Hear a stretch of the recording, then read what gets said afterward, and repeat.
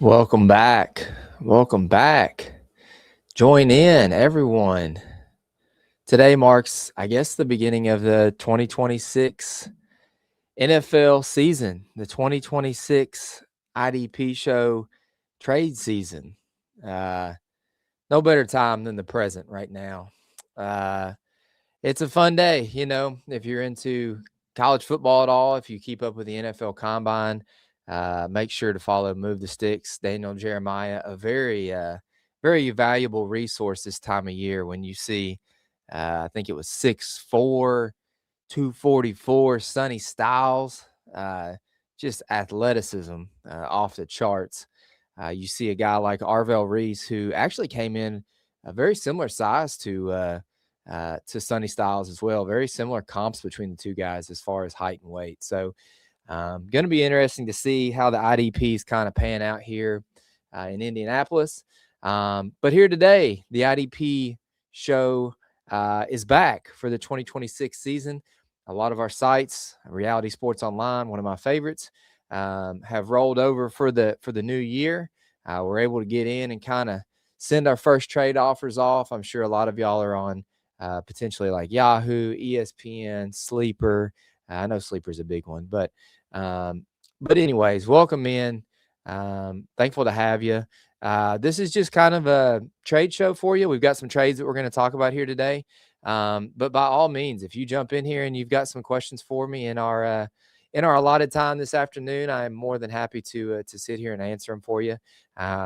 Trade questions primarily, but if you've also got some keep trade cut questions, if you've got what do I do with this guy in Dynasty? Should I trade this guy off? Who are you looking to bring in? More than welcome to take any of those questions live. So happy to have y'all. All of our resources can be found at the idpshow.com. If you're new here, we've got ranks, we have articles, we have podcasts, really useful site. $5 a month to sub the site, and you get just all the content that your IDP heart can stand. So without any further ado, like I said, send in the questions you have. We'll get them answered in our allotted time. And let's go ahead and jump off here. Question 1. I think this guy's name was Grayson. So G. Allen. Grayson Allen, the Duke guy? Uh-oh. Cedric Gray and Kenneth Walker, and then he gets Ernest Jones and Omarion Hampton. Other team, should I trade? Yeah, Kenneth Walker while he is hot, or wait and see where he lands both sides of the trade, and then it cut off. Yeah, so in a situation like this, I think this is a smash in my opinion. I was literally looking at Keep Trade Cut the other day because I have Omarion Hampton in the XFL, our main league, and I think Keep Trade Cut right now has Omarion Hampton as like the RB5 overall. That's got to be even just straight up Kenneth Walker for Omarion Hampton. Value-wise, I want Omarion Hampton. He's a couple years younger. It does seem like now Kenneth Walker has that backfield. I mean, Charbonnet was unhealthy, I know. Travis Homer, they've always kind of had that weird extra third halfback that's kind of been around from time to time. But Omarion Hampton for Kenneth Walker straight up would have been a win in my book. But the fact that you were able to add Ernest Jones and you could get off a guy like Cedric Gray. I like Cedric Gray. He was really usable last year. But, I mean, how often do, fourth round linebackers come and go in the NFL? I wouldn't be surprised if Cedric Gray kind of continued on in IDP and just had some value for the next couple years, but he's not as valuable as a guy like Ernest Jones. So, I mean, I'm not always a proponent for making trades in the offseason. I really like to kind of sit and evaluate my team, see the combine, see where my picks are. It's not really a time where I want to be moving and shaking just because you don't know injuries for training camp. You don't know a lot of the free agency stuff, but I do feel like I'm pretty confident in the fact that Cedric Gray could get replaced. Kenneth Walker seems like a great running back, but a sell high if you can get a guy like Omarion Hampton, and then Ernest Jones is just icing on the cake. I mean, that's a no-brainer. So G. Allen, awesome trade there to start us off. Ben Ratty here. Wardrobe department did, and you dang right, boy. Fire emoji. Thanks for jumping in here, Ratty. Yeah, Sean, what are you doing with Breece Hall? Not much at this point. I mean, I don't have Breece Hall in a lot of spots, to be honest with you. And if you were able to kind of stand with him and make it work the last couple of years, man, good on you. It's kind of a similar situation with like Kyle Pitts, even though Kyle Pitts actually finished as like the tight end 2 in most formats last year. So he was better than I kind of thought he was. I'm sure there towards the end of the year, it definitely helped him out. But yeah, Breece Hall, I mean, if you can trade him and get some draft capital, I'm okay with that. I just don't know that we see any, do we see Breece Hall take a step at some point in the NFL? I'm not banking on it. I don't really see that in the realm of possibilities for Breece Hall. I think what we've seen of Breece Hall is what to expect moving forward. He's usable, but I don't think he's going to be like year 4 Travis Etienne, where all of a sudden he is, just kind of popping off and seems to be really, really valuable for the Jaguars. So great question. Breece Hall is a good one to think about, especially this time of year as we're going into the combine. That's another thing. I mean, he could be replaced pretty quickly. From Travis, 16-team league, starting roster, 1 QB, 2 RB, 3 wide receiver, 1 tight end, 1 flex, 3 DL, 3 LB, 3 DB, 2 IDP. Flex 1. I received TJ Watt and Trey Hendrickson. I gave up Quentin Johnson in a 2028 second. I'm assuming you're contending, because if you're not contending, it doesn't make a ton of sense, in my opinion, to bring in a TJ Watt and a Trey Hendrickson. Go to the IDPshow.com, sub the site, get in the ranks and everything there with Adam. Adam has some unparalleled dynasty ranks. Nobody does them better in the business. But also what's in the dynasty ranks are the ages for all of these IDP players. And I'm pretty sure TJ Watt is pretty heavily north of 32, probably somewhere in that range. And I think Trey Hendrickson is north of 30 also.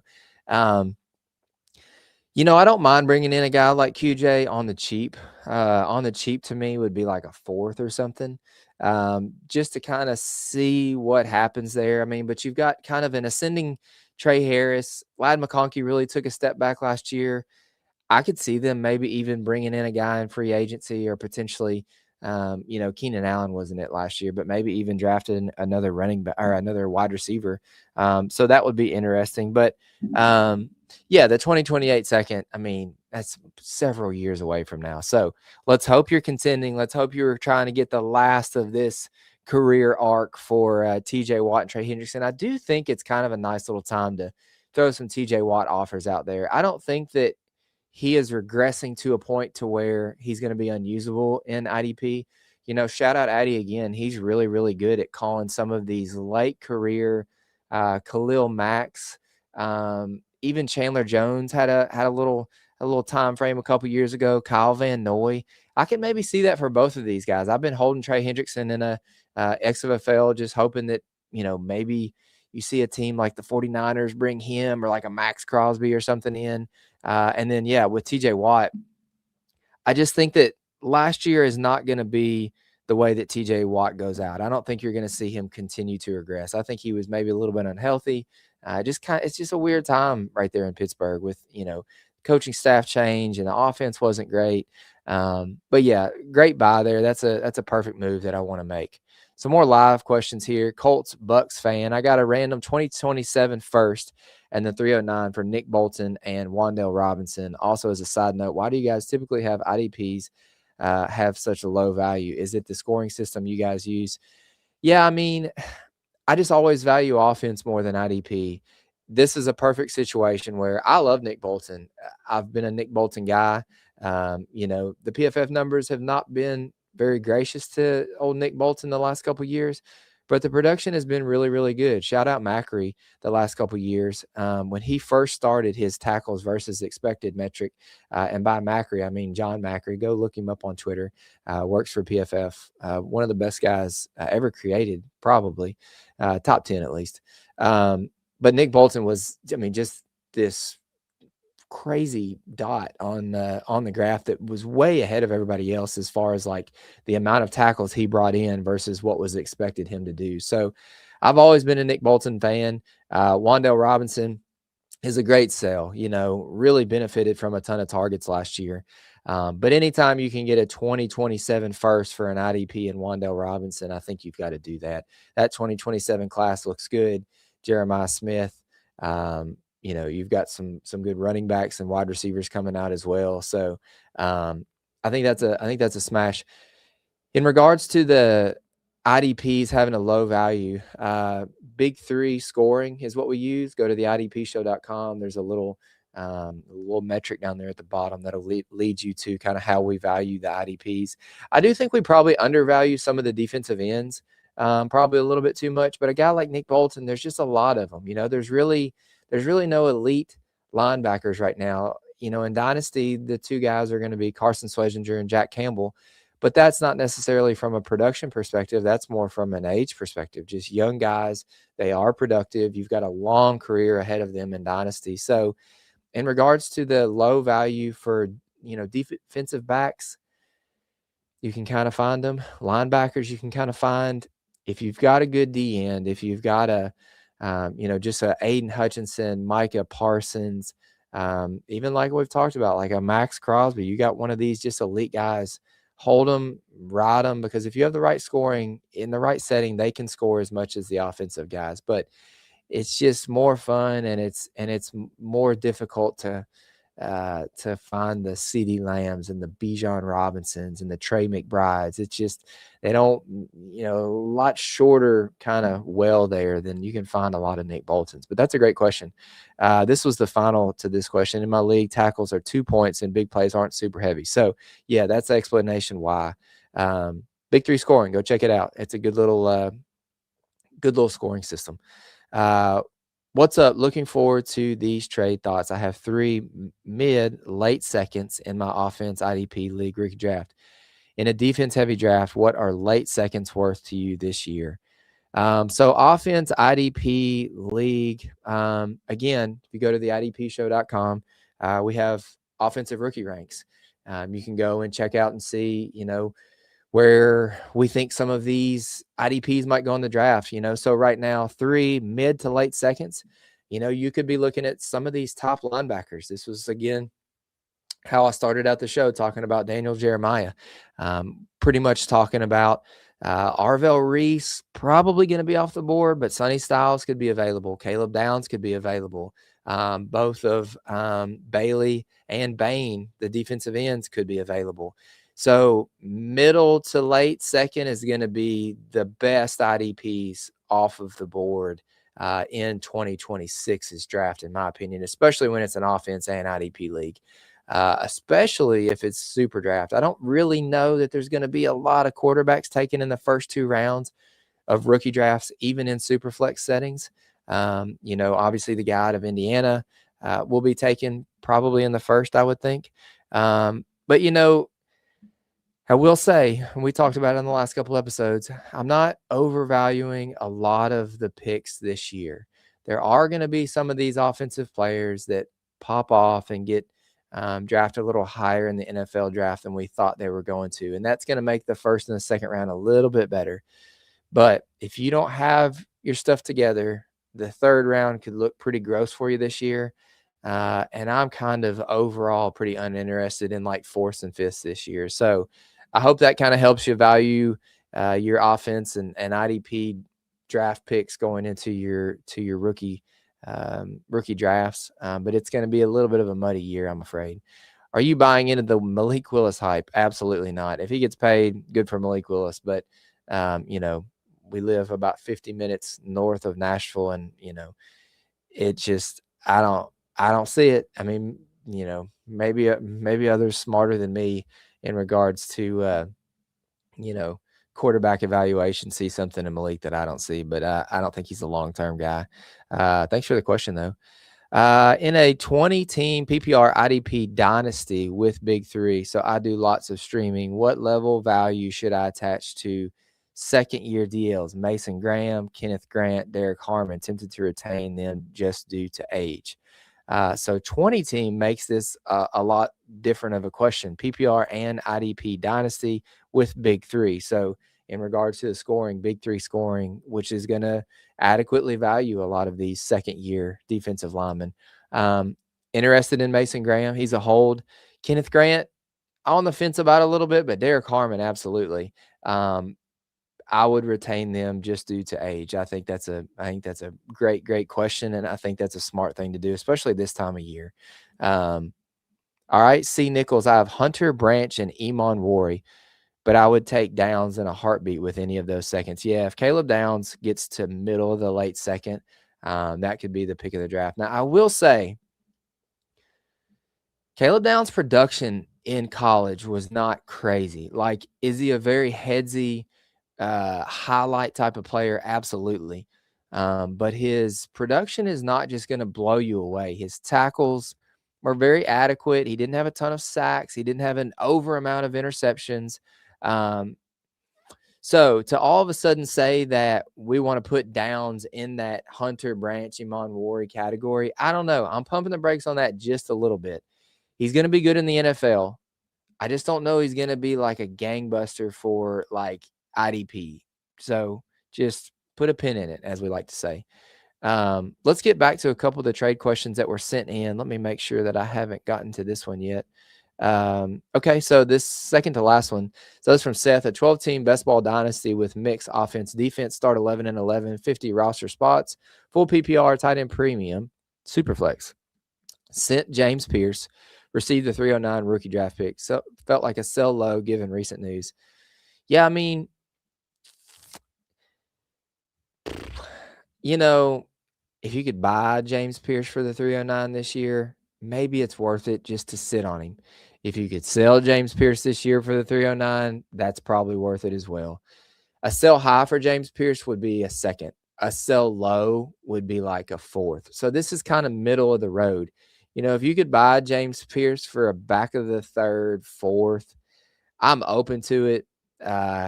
Seems to be like a little bit of a bad egg. So I don't know how much I really want to value James Pierce. I mean, it seemed like there was a little bit of this that kind of went back to college days.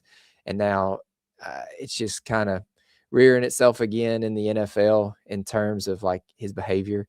I'm not intelligent enough to understand the legalities of the situation that he's going into this offseason. So, you know, people smarter than me could tell you that, but he was very productive. I will say that he seemed like he was a very good edge rusher. Like it seemed like Atlanta had finally figured out their problem.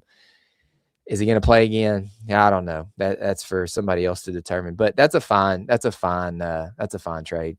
Another one from Seth, fired off a real trade just for funsies. Same exact league. Offered Barrett Carter, Cody Simon, and Will McDonald for Brian Burns. In this league, I'm absolutely loaded at linebacker. So yeah, Barrett Carter, blah.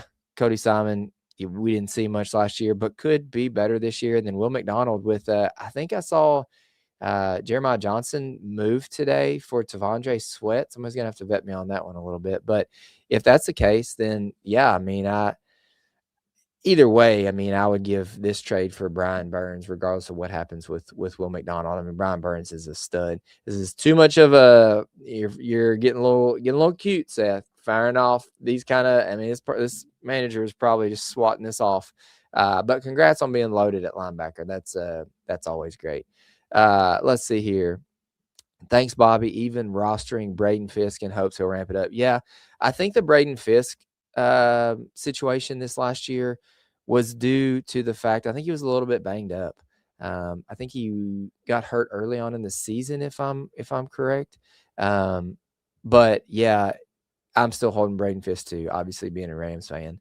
But yeah, thanks for checking me. Yeah, correct. Tavondre Sweat to the Jets and then Johnson to the Titans. I like that for both teams, honestly. Tavondre Sweat can be productive there, especially with no more Quinnen Williams. So it kind of makes sense for the Jets. And then Johnson to the Titans makes sense as well. Going to help with some edge presence there in Tennessee. So that looks like it is going to be all the time we have for today. I knew this was going to be a short show. You know, the combine's going on. It's the middle of the offseason. But if you were able to jump in here, throw a comment in, I appreciate you. We will do this again a little bit more regularly in the off season. Just a little Q&A, some trade shows, just to kind of give you guys some help on some of these values. As always, we appreciate it. Go to the idpshow.com, like I've told you. Sub the site, get the craziest articles, rankings, projections that the IDP industry knows. So one more comment on our way out. Yeah, I've got you here, Sean. My team is Herbert, Judkins, Hall. Oh, that's just a flex. I'm not rating this 1 to 10. I'm not rating this 1 to 10. It's a 1 is what it is. It's a 1. It's terrible. This has been IDP Bob. See y'all later.